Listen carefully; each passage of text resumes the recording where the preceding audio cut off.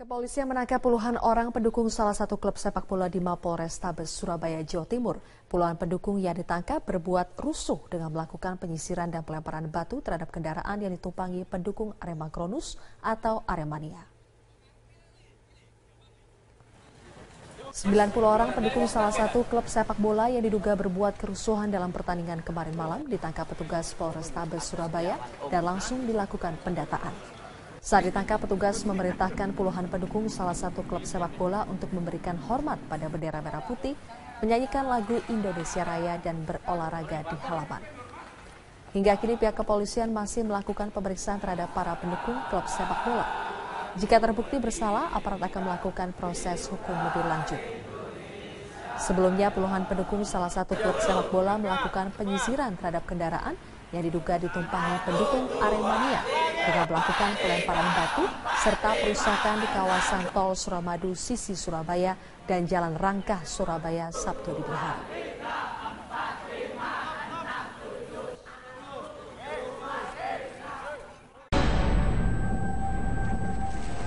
Kasus dugaan pelecehan seksual terhadap perempuan kembali terjadi di Sulawesi Utara, di mana seorang gadis asal Manado berinisial V, 19 tahun, diperkosa 19 pria, 2 diantaranya diduga oknum polisi.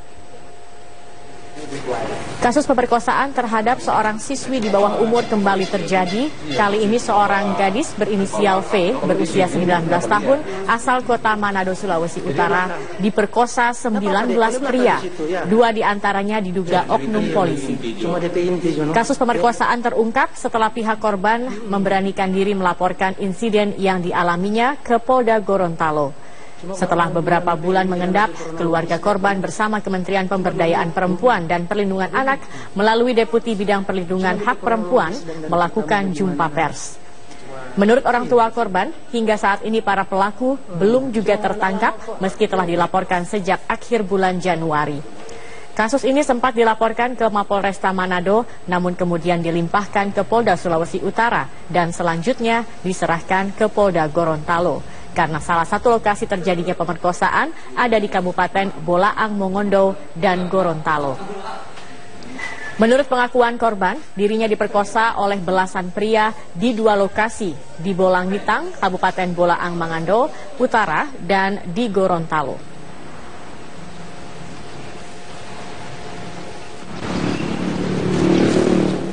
Kasus kejahatan dan kekerasan seksual khususnya terhadap anak-anak di Indonesia dianggap para aktivis anak-anak telah melampaui batas kewajaran. Oleh karena itu saat ini pemerintah maupun DPR harus didorong untuk mengesahkan dan menganggap kasus kejahatan terhadap anak dikategorikan sebagai extraordinary crime sejajar dengan kasus narkoba dan kasus terorisme. Menurut saya dalam kasus Bengkulu, kasus-kasus yang lain seperti yang saya sebutkan, pemerintah maupun dia sebagai penyelenggara negara dan pembuat undang-undang menyatakan kasus Bengkulu dan kasus-kasus lain yang merampas kemerdekaan anak, bahkan menghilangkan paksa hak hidup anak, dibunuh lalu diperkosa lalu dibunuh, ini harus diterapkan sebagai extraordinary crime. Itu penting supaya tidak dianggap sebagai tindak pidana biasa. Dia harus ditempatkan sebagai tindak pidana kejahatan luar biasa. Itu yang penting. Kalau tidak, maka pidana pokoknya yang tidak memenuhi harapan masyarakat. Harapan masyarakat kan hukuman mati, hukuman kebiri, rajam, kan gitu ya reaksinya. Itu nggak bisa terjadi kalau pidana pokoknya tidak jelas, tidak setara dengan hukuman mati, hukuman seumur hidup seperti narkoba, terorisme dan korupsi. Penyusunan regulasi yang memberikan efek jerah. Dulu sempat ada diskusi soal pengebirian dan draft perpunya juga sudah disiapkan, komitmen politiknya sudah diambil, tetapi di tingkat implementasi perlu didorong lebih cepat.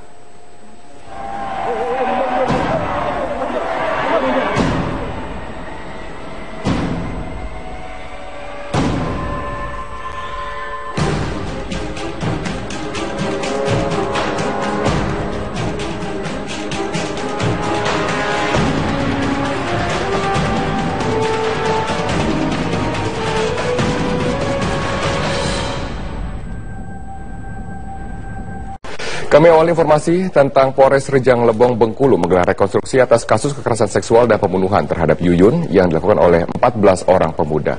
Dalam rekonstruksi yang berlangsung selama 6 jam, ada 65 adegan pemerkosaan serta pembunuhan dilakukan oleh ke-14 tersangka. Rekonstruksi dilakukan oleh 12 tersangka yang berhasil diamankan Polres Rejang Lebong dan 2 peran pengganti tersangka yang masih buron. Kronologis bermula dari awal, di mana ke-14 tersangka yang sedang berkumpul di pinggir jalan Kebun Karet di desa Kasai Kasubun sambil meminum alkohol jenis tuak sampai upaya pemerkosaan terhadap Yuyun, membunuh Yuyun dan kemudian meninggalkan jasadnya. Ke-12 tersangka berhasil diamankan 10 April lalu di tempat yang berbeda-beda, sedangkan 2 tersangka lainnya yang diduga kabur keluar Provinsi Bengkulu hingga kini masih dalam pengejaran aparat kepolisian. Dari 12 tersangka, 7 diantaranya merupakan anak di bawah umur, sedangkan 5 tersangka lainnya merupakan orang dewasa. Para pelaku akan dijerat dengan Undang-Undang Perlindungan Anak, Undang-Undang Penganiayaan dengan Kekerasan dan Pemerkosaan dengan ancaman hukuman maksimal 15 tahun penjara. Hingga saat ini pihak kepolisian masih terus memasang garis polisi di tempat kejadian perkara dan mengejar 2 pelaku pembunuhan Yuyun yang kabur.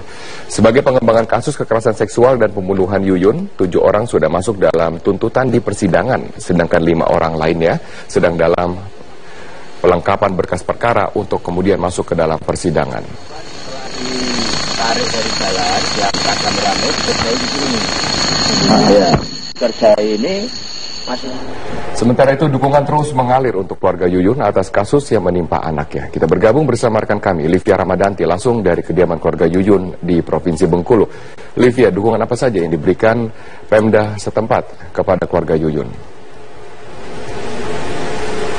Ya Robert, dukungan memang terus bergulir semenjak atau tepatnya saat ditemukannya Yuyun atau kasus pembunuhan dan juga pemerkosaan terhadap Yuyun pada 2 April 2016 lalu, dan bantuan baik dari Pemda setempat maupun dari KPAI serta dari Kementerian Pemberdayaan Perempuan dan juga Perlindungan Anak ini telah ada sampai saat ini. Dan di tempat saya berada saat ini, tepatnya di rumah orang tua dari Yuyun, ini tengah datang kunjungan dari Kementerian PPPA, dan saya akan menanyakan langsung mengenai bantuan apa saja yang akan diberikan kepada keluarga Yuyun ini terkait dengan adanya kejadian ini. Dan selamat siang Bapak.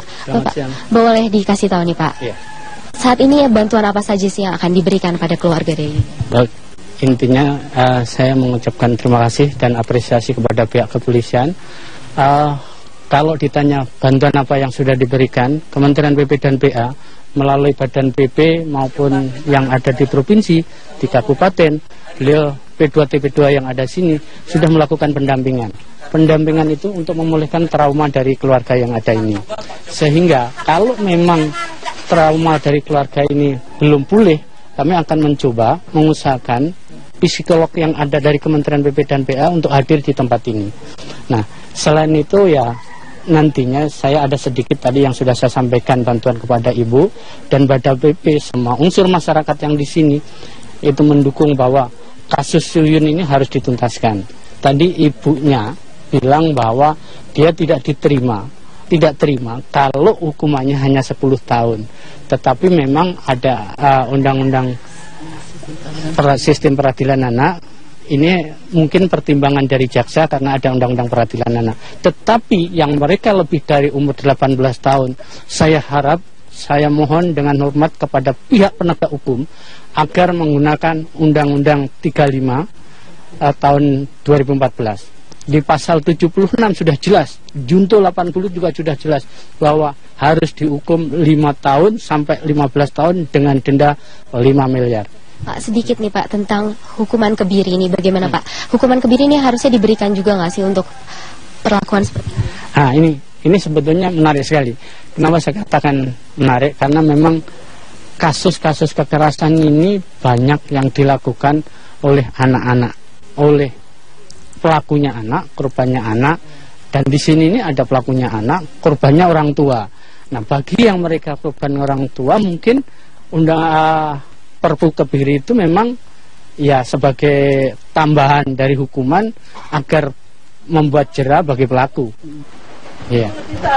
Dan saat ini pemirsa, saya juga telah bergabung bersama dengan orang tua dari Yuyun, dan saya akan menanyakan langsung kepada ibu dari Yuyun, Bu Yana. Ibu Yana, boleh sedikit diceritakan Ibu ya Bu, bagaimana sih Bu keseharian Yuyun selama ini? Kalau sehari-harian Yuyun, kalau SD dia rajin bantu gurunya, dia ngomong anak gurunya. Yang di SD kan, dia juga yang ngatur upacara. Kelas 6 tuh naikkan bendera kalau hari Senin dia. Sampai SMP dia juga yang itunya kan, naikkan bendera tuh dia terus. Dia juga nurunnya, dia juga. Dia yang bentuk upacara, yang nyanyi cak itu dia yang bentuk. Kalau pulang dari sekolah dia belajar tekun, ngaji, sholat terus, yasinan. Kalau hari Jumat, sholat 5 waktu tidak pernah ninggal. Tanggapannya nih Bu dengan tuntutan yang telah diberikan atau diberikan kepada tersangka nih 10 tahun, menurut Ibu bagaimana?